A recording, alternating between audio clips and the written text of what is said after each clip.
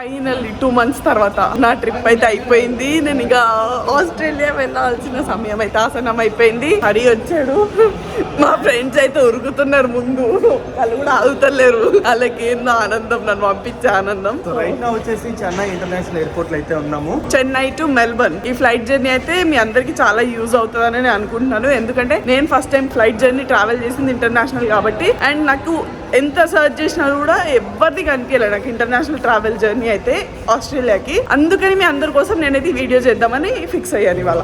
Especially students వెళ్ళేటప్పుడు ఏమేమి documents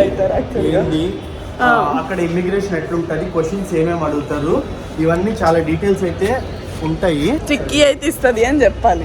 so ఈ డీటెయిల్స్ అన్ని చిక్కీ అయితే మీకు ఇస్తాడు అనమాట, అసలు ఏంది పరిస్థితి అని అనేది. నా ఫస్ట్ ఎక్స్పీరియన్స్ చెప్తా, అండ్ ఇప్పుడు వెళ్ళే ఎక్స్పీరియన్స్ కూడా నేను మీతో అయితే షేర్ చేసుకుంటాను. సో చెన్నై నుంచి ఎందుకు ఎక్కుతున్నావు అసలు? చెన్నై నుంచి ఎందుకంటే మనకి ఇండియా హైదరాబాద్ నుంచి అయితే చాలా కాస్ట్ ఉండే, అండ్ లే ఓవర్ వచ్చేసి 12 hours లే ఓవర్ ఉండే. 7 hours 8 hours అండ్ 12 hours లే ఓవర్. సో అది నాకు చాలా లే ఓవర్ తక్కువ కావాలి అంటే 60,000 రూపీస్ వరకు ఉంది టికెట్. అదే ఇదైతే మనకి నువ్వు చెప్పలే తర్వాత ఎంత వచ్చిందో 30,000 లో వచ్చేసింది. 30,000 లో వచ్చింది with 35 kgs plus 45 kgs luggage. 45 kgs luggage 30,000 లో అయితే ఆగొట్టేసాం అనమాట. చెన్నై దాకా అయితే వచ్చాం ఎక్కడానికి, అండ్ కొంచెం ఫ్రెండ్స్ తో కూడా ఎంజాయ్ చేయొచ్చు అనేసి అయితే మేము అనుకున్నాము. సో అదనమాట. Hi friends, welcome back to my channel Australia అమ్మాయి. ఇండియాలోనే ఉన్నా బట్ ఆస్ట్రేలియా వెళ్ళిపోతున్నా.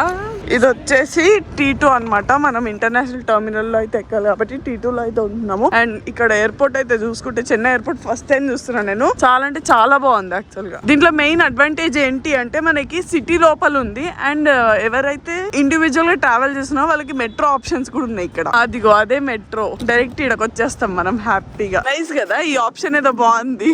హైదరాబాద్ కి వేయాలి ఇక మెట్రో. ఫస్ట్ టైం స్టూడెంట్స్ కి ఎవరైతే వెళ్తున్నారో వాళ్ళు ఏమేమి డాక్యుమెంట్స్ క్యారీ చేయాలి, అసలు ఏమేమి అడుగుతారు క్వశ్చన్స్ అనేది అయితే నేను లోపలికి వెళ్ళాక క్లియర్ గా ఎక్స్ప్లెయిన్ చేస్తాను. బాయ్ ఫ్రెండ్స్, చిక్కి వీడియోలో ఇంకా ఇప్పుడప్పుడల్లా కనిపిస్తాం.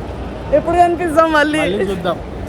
సరే, ఎంజాయ్ మంచిగా తిరిగి ఆస్ట్రేలియాలో. స్టూడెంట్స్ కి ఇన్ఫర్మేషన్ ఇచ్చేవైతే వస్తాయి.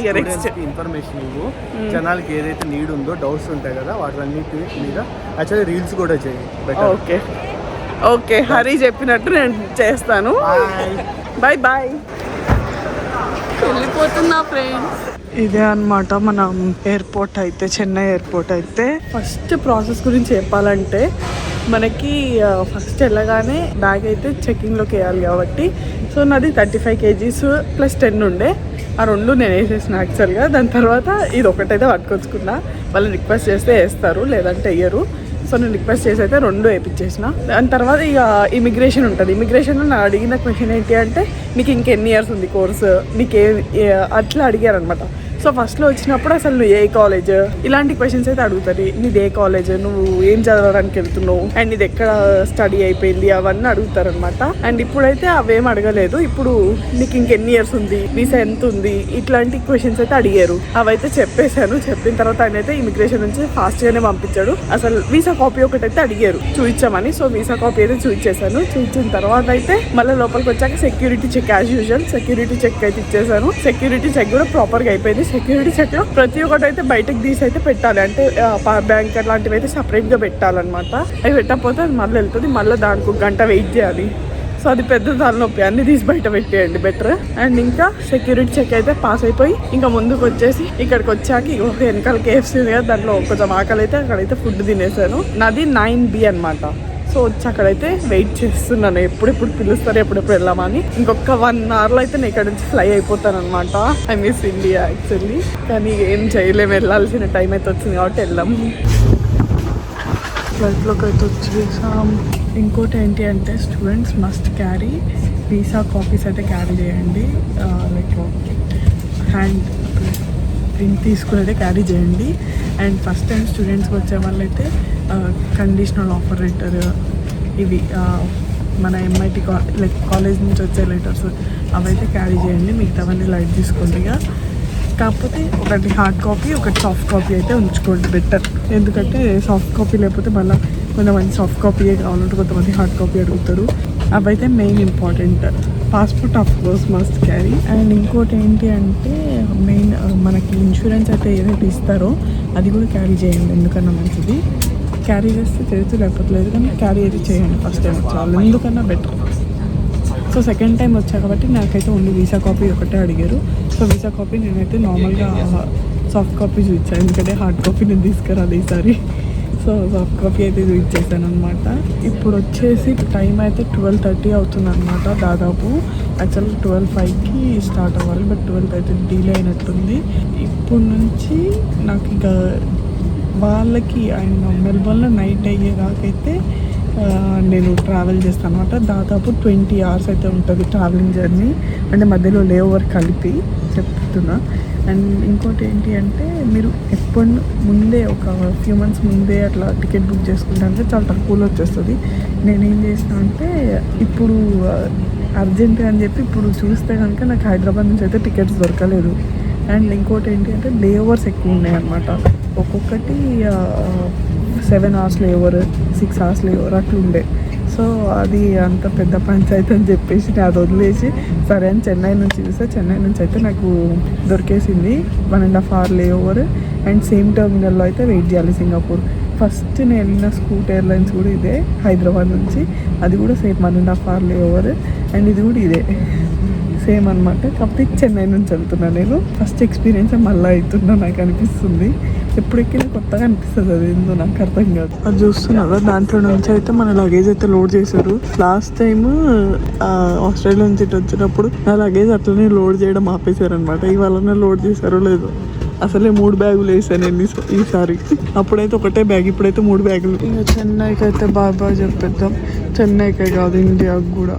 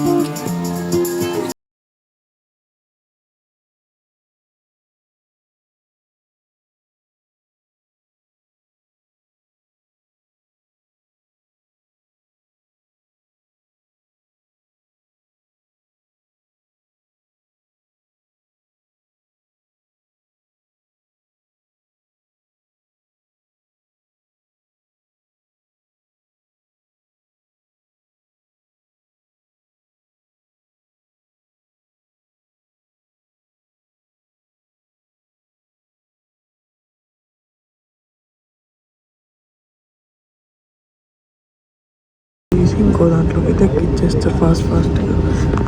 సింగపూర్ ఎయిర్పోర్ట్ అయితే వచ్చేసారు.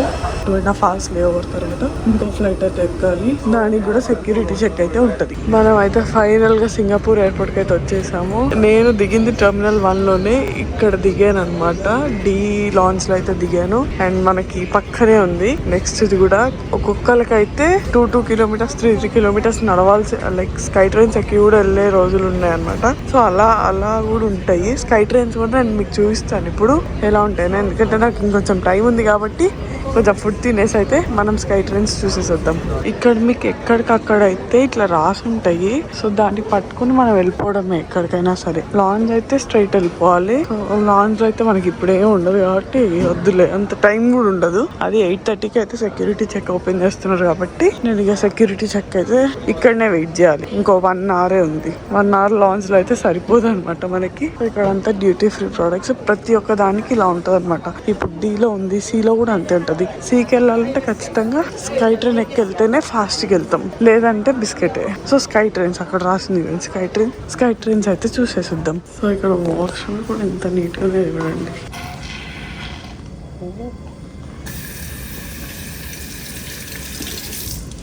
వాష్రూమ్స్ దగ్గర ఎంత మంచి వ్యూ, అన్ని వచ్చే ఏరోప్లేన్స్ అన్నిటిని చూసుకుంటూ కూర్చోవచ్చు హ్యాపీగా. భలే ఉంది కదా. నేను ఇప్పుడు D32కి వెళ్ళాలి. సో చూసారా 8 minutes వాక్ అని కూడా రాసేసారు అక్కడ. అండ్ ఇక్కడ C1 to C26కి వెళ్ళాలంటే 15 minutes వాక్ అయితే ఖచ్చితంగా చేయాల్సిందే.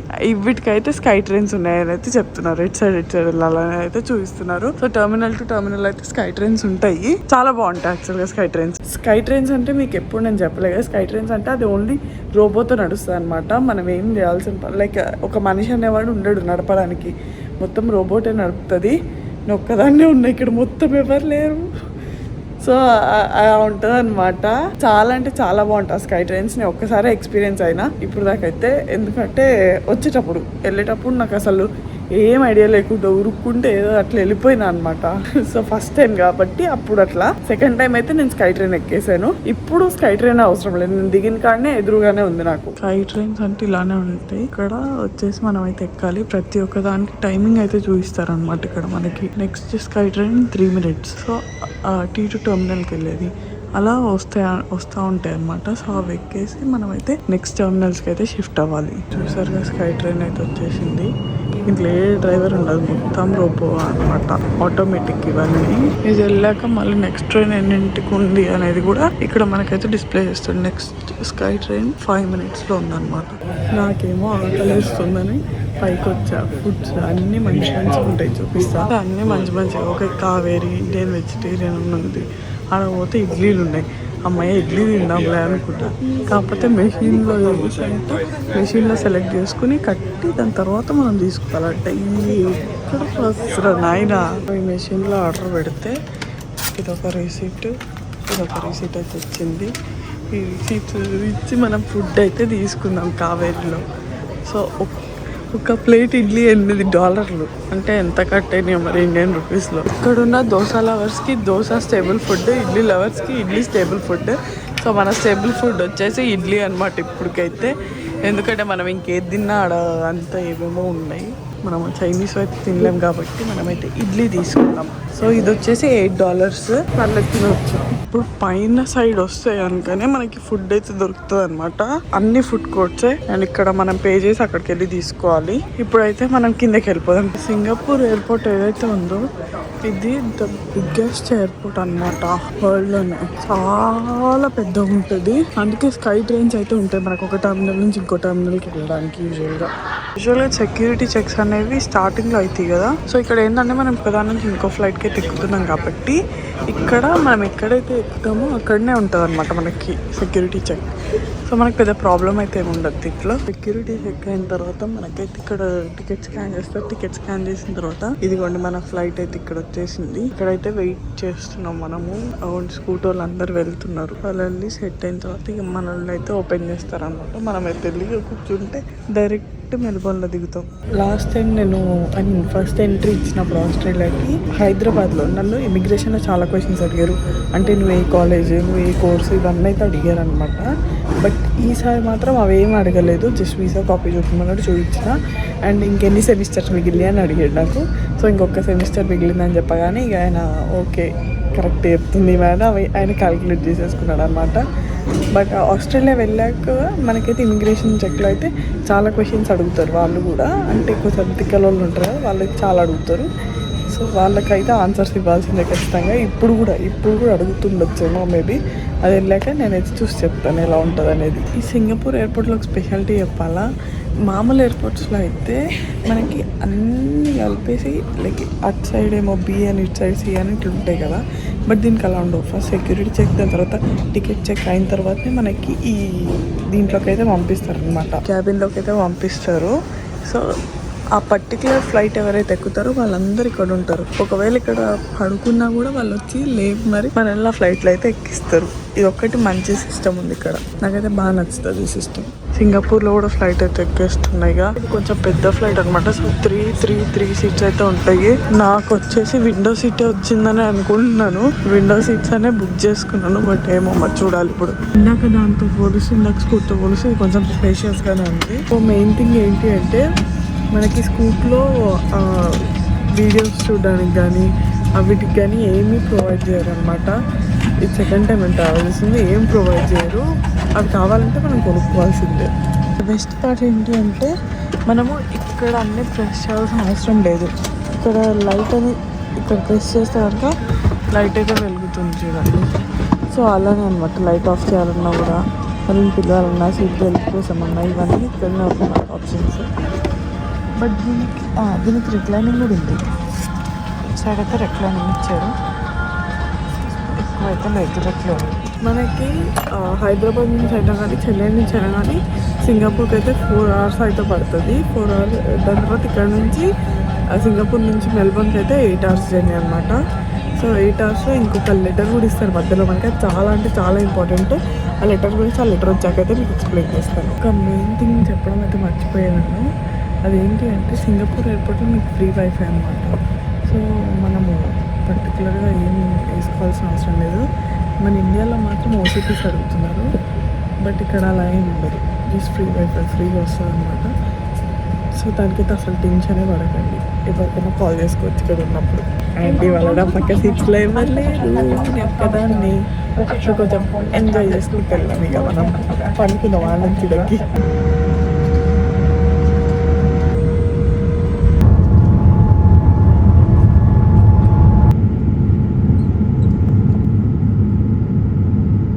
చెప్పాను కదా మనకి ఫ్లైట్ ఎక్కగానే ఒక కార్డు ఇస్తారని. ఇదే అనమాట కార్డు. ఈ కార్డులో మనం అయితే డీటెయిల్స్ అయితే ఫిల్ చేసేయాలి మొత్తం. So first name, given names, passport number, flight number, address మాత్రము ఎక్కడ ఉంటున్నామో అడ్రస్ తెలుసుకునియండి. ఒకవేళ టూరిస్ట్ అయితే కనుక హోటల్ అడ్రస్ ఉంటుంది కదా, హోటల్ అడ్రస్ ఇచ్చి వాళ్ళ ఫోన్ నెంబర్ అయితే ఇవ్వాలన్నమాట. సో ఇవన్నీ మీకు ఏమైనా ట్యూబర్ క్లాసెస్ ఉన్నాయా ఇవన్నీ అయితే అడుగుతారు. ఇవన్నీ నార్మల్ జనరల్ డీటెయిల్స్. ఇక్కడ వచ్చేసి కొన్ని క్వశ్చన్స్ అయితే ఉంటాయి. మెడిసిన్స్, స్టెరాయిడ్స్, ఇవేమైనా ఇల్లీగల్ డ్రగ్స్ క్యారీ చేస్తున్నారా అని ఒకటి ఇస్తాడు. మెయిన్లీ ఫుడ్ ఐటమ్స్కి వచ్చేదానికి మనకి ఎటువంటి మీట్ ప్రోడక్ట్స్ అయితే లేకూడదు. సో ఫుడ్ అయితే మనం క్యారీ చేస్తున్నాం కాబట్టి ఎస్ అని పెట్టాలి, బట్ నో మీట్ ప్రోడక్ట్స్ అనమాట. మీట్ ప్రోడక్ట్స్ ఉంటే ఆపేస్తారు. ఏమన్నా అడిగితే ఒకవేళ ఫుడ్ గురించి అడిగితే కనుక అవి జస్ట్ ఇండియన్ స్నాక్స్ అని చెప్పడమే. పాస్ట్ 30 days నువ్వు యానిమల్స్తో తిరిగావా లేదా అటు సైడ్ ఉన్నావా అని అయితే అడుగుతారు. నేనేం లేను కాబట్టి లేనన్నే పెడతాను. ఈ 3 countries ఉంటే లాస్ట్ 6 days ఎస్ అని పెట్టాలి, లేకపోతే నో అని పెట్టాలి. నేను లేను కాబట్టి నేను నో అని పెడతాను. ఇంకా నా సిగ్నేచర్, డేట్, మంత్, ఇయర్ అయితే ఇచ్చేస్తాను. అండ్ వెనకాల పక్క వచ్చేసరికి ఇట్లుంటుంది అనమాట మన కాంటాక్ట్ డీటెయిల్స్. ఆస్ట్రేలియాలో మన కాంటాక్ట్ డీటెయిల్స్ ఎవరి ఉన్నాయో వాళ్ళు అయితే ఇచ్చేయండి, పర్లేదు. ఎమర్జెన్సీ కాంటాక్ట్ డీటెయిల్స్ ఇండియా వాళ్ళది ఇవ్వచ్చు. నేనైతే మా పేరెంట్స్ ఇస్తాను. ఇక్కడ వచ్చేసరికి ఇది ఏ కంట్రీలో అయినా మనం సింగపూర్ కాబట్టి సింగపూర్ అని రాయాలి.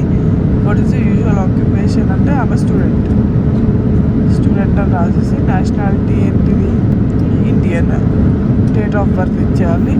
దాని తర్వాత ఇక్కడ వచ్చేసి మైగ్రేటింగ్ పర్మనెంట్లీ టు ఆస్ట్రేలియా కాదు, నో అని పెట్టాలి. ఇది యాక్చువల్గా ఇది మనకు కాదు కాబట్టి ఇది లైట్ తీసుకోండి. Visitor temporary ఎంట్రెంట్.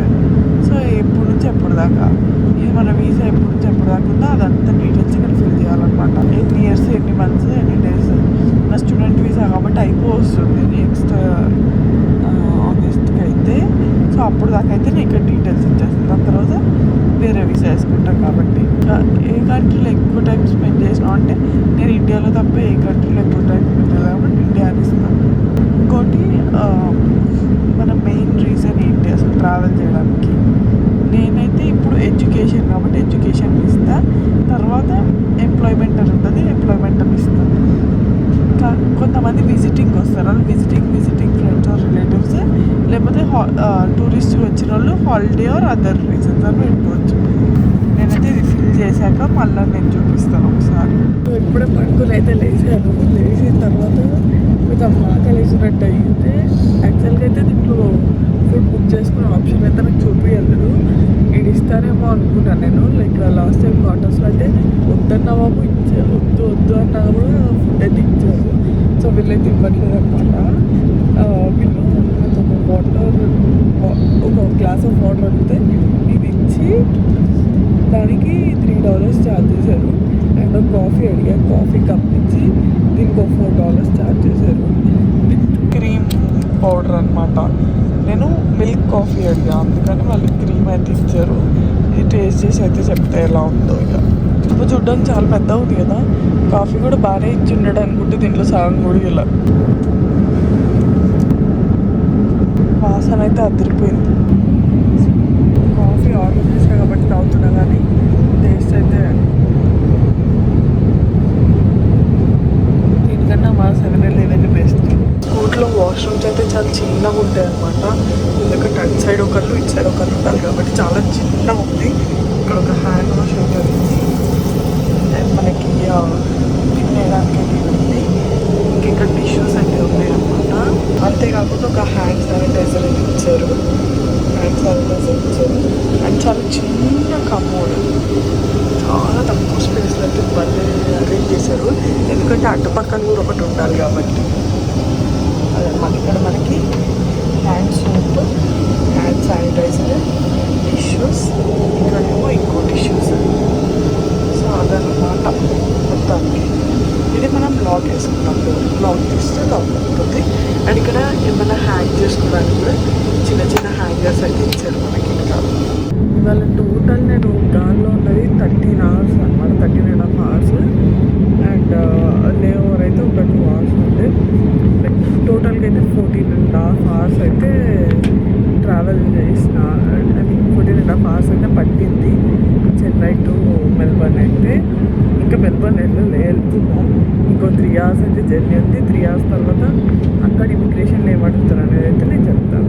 ప్లస్ ఆ కార్డ్ చూపించా కదా, ఆ కార్డ్ అయితే ఎవరు మర్చిపోకండి. అదైతే అట్లనే పర్ఫెక్ట్గా ఫిల్ చేయాలి. ఆ కార్డు మళ్ళీ అక్కడ దిగాక వాళ్ళకి ఇచ్చేయాలన్నమాట.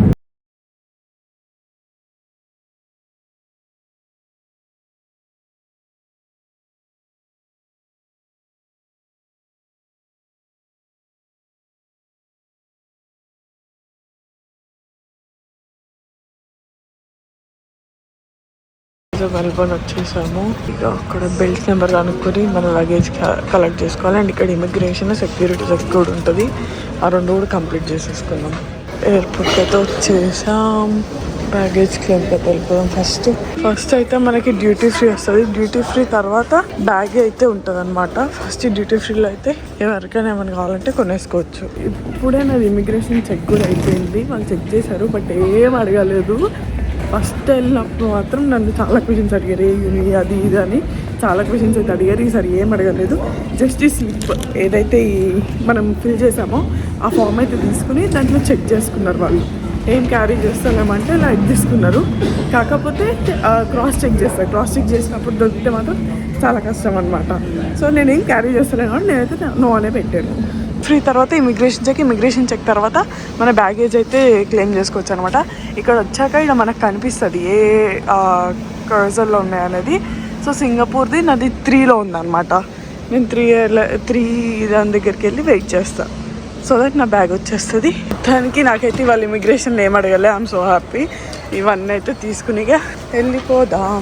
ఇప్పుడు ఇక్కడ సెక్యూరిటీ చెక్ ఉంటుంది. మళ్ళీ సెక్యూరిటీ చెక్ వెళ్ళిపోతే డన్. ఇక ఇక్కడ వచ్చేసి సెక్యూరిటీ చెక్ అయితే చేస్తారు. సెక్యూరిటీ చెక్ చేసిన తర్వాత ఇక చలో బాబాయ్. ఫస్ట్ డ్యూటీ ఫ్రీకి అయితే వెళ్ళిపోతాం. డ్యూటీ ఫ్రీ తర్వాత ఇమిగ్రేషన్కి అయితే వెళ్ళిపోతాం. ఇమిగ్రేషన్ తర్వాత మనకి సెక్యూరిటీ చెక్ అయితే ఉంటుంది అనమాట. సో ఇవన్నీ కంప్లీట్ చేసుకుని అయితే బయటకు వచ్చేసా. బయటకు వచ్చాక మీకు కావాలంటే స్కై బస్సెస్ అని ఉంటాయి. సో అవి ఇక్కడ పబ్లిక్ ట్రాన్స్పోర్ట్ అనమాట. సిటీలోకి అయితే తీసుకెళ్తాయి. సదర్న్ క్రాస్ స్టేషన్లో అయితే వదిలితే అక్కడ దాకా అయితే వెళ్ళొచ్చు. అక్కడ నుంచి మనం నార్మల్ ట్రైన్స్ పట్టుకుని అయితే వెళ్ళిపోవచ్చు ఇంటికి. కొత్తగా వచ్చే వాళ్ళకి అంటే ఎవరైనా పికప్ చేసుకోకపోయినా కూడా స్కై బస్సెస్ అయితే ఉన్నాయి. ఏం టెన్షన్ పడకండి. ఇంకా అదనమాట ఇవాళ బ్లాగ్ అయితే. మీ అందరికీ యూజ్ అయ్యిందనే అనుకుంటున్నా ఇన్ఫర్మేషన్ అయితే. So see in the next blog.